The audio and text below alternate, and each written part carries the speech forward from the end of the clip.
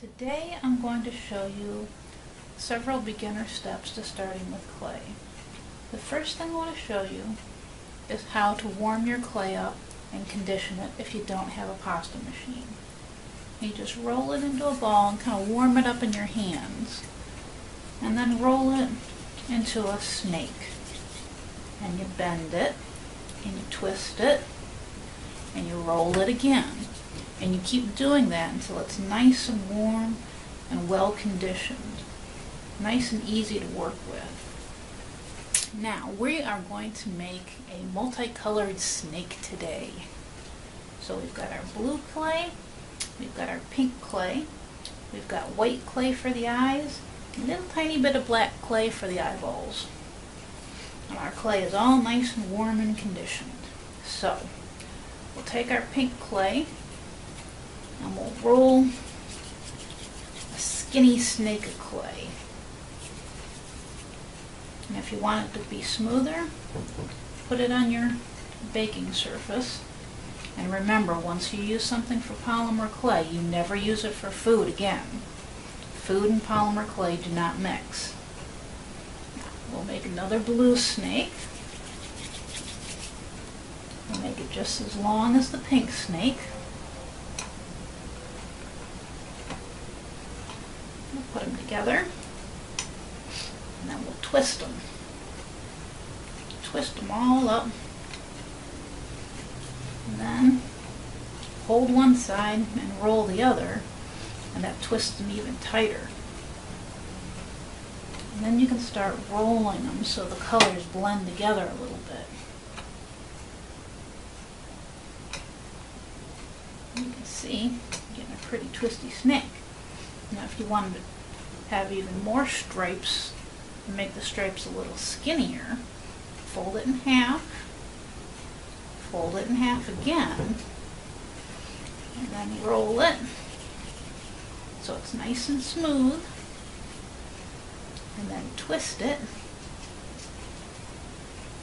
and then roll it some more until you get the stripes that you like.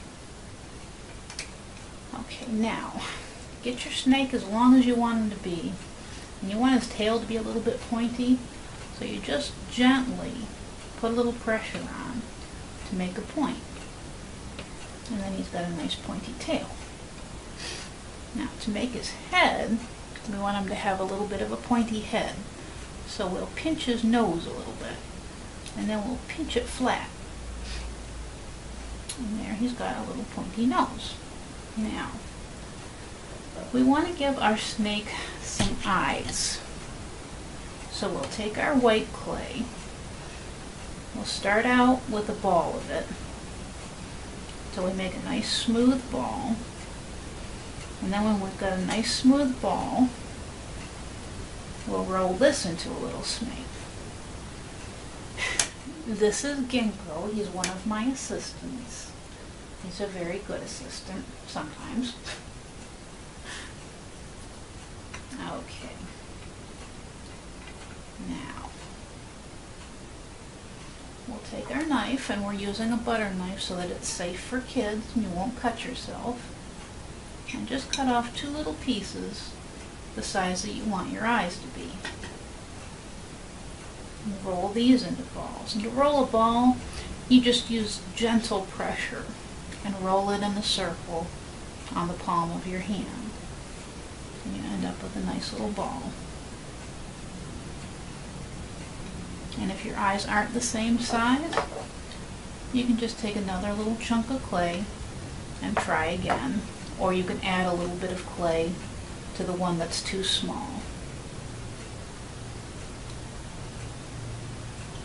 Now we'll put our eyeballs on our snake, and we'll just press them on here.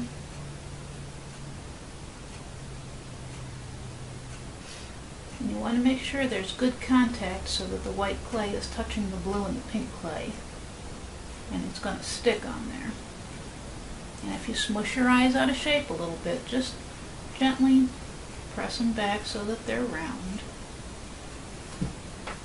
Okay, now we're going to give our snake some eyeballs. For that, we take our black clay, roll that into a nice thin little snake. And these are just going to be teeny tiny little eyeballs. You just need a tiny little bit of the black clay. And then we'll roll these into balls. And you do all the balls are pretty much the same way. You just roll them with gentle pressure on the palm of your hand. And now we'll press these on our snake's eyes. You place them wherever you want to make whatever kind of look you want.